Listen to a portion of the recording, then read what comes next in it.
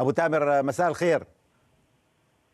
مساء الخير استاذ مصطفى، مساء الخير على ضيوفك الكرام. اعذروني ماني قادر اسمي الاسم لاني والله ما عندي تلفزيون ماني شايفه. ولا يهمك ولا يهمك، شايفينك بالقلوب الشباب.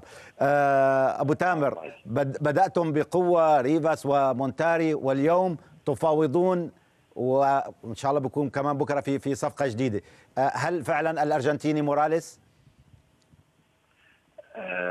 ماكس موراليس الارجنتيني نعم، وان شاء الله باذن الله انه سيكون لاعب اتحادي باذن الله عليه القدر. الى اين وصلتم بالمفاوضات ابو تامر؟ خلاص ولا لسه؟ خلاص، لا انتهت المفاوضات، وان شاء الله غدا صباحا توقيع العقود باذن الله عليه القدر. طيب ابو تامر، لسه بعد في واحد رابع.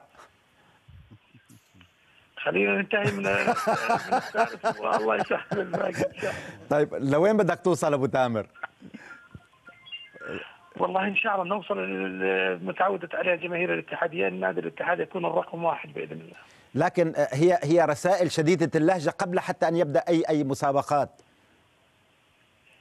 لا والله احنا بنحاول يعني بالامانه، يعني بنحاول ان شاء الله نجيب اللاعب اللي ان شاء الله يقدر انه يعني يكون مع المجموعه الاتحاديه ان شاء الله، اللي تليق انها تقدم المستوى الذي يليق بجماهير الاتحاد باذن الله. طيب قبل شوي جاءتنا رساله على تويتر عم بيقول انه الاتحاد يعني ممكن يفوز بكل البطولات، هل فعلا انتم مركزين على بطوله ام عينكم على كل البطولات؟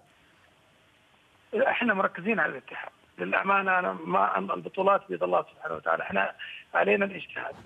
احنا حنجتهد لاعداد فريق يليق باسم نادي الاتحاد. نعم. وهذا اللي انا حقيقه احنا ولا مجلس الادارات الاخوان ابراهيم بلو مجلس ادارته يسعون له اعداد فريق يليق بنادي الاتحاد بطل اسيا. فهذا اللي نسعى له، اما البطولات بيد الله سبحانه وتعالى. نعم. احنا حنعد فريقنا نجتهد والباقي بيد الله سبحانه وتعالى. الحقيقه بس سؤالي الاخير يعني اللاعب الرابع حيكون اسيوي صح؟ بلا شك حيكون اسيوي. ياباني ولا سوري؟ والله لحد الان بين الاثنين. الله يوفقك يا ابو تامر، الله يوفقك. مين يقدر عليك ابو تامر؟ هلا بس هذا انا سالك مراسلنا من فتره انه لقب البعبع هو اغلى الالقاب على قلبك ولا شو؟ لا والله اغلى الالقاب بقلبي محب الاتحاد. وانا حقيقه يعني انت وابراهيم ما شاء الله يعني كانه شفنا عهد جديد للاتحاد في تواجدكم انتم الاثنين.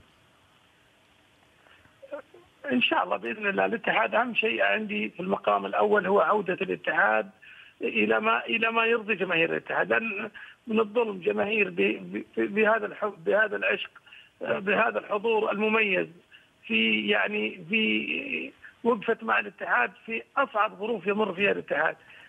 لا يليق في هذا الجمهور العظيم الا ان يكون عنده فريق عظيم. كل الشكر لك.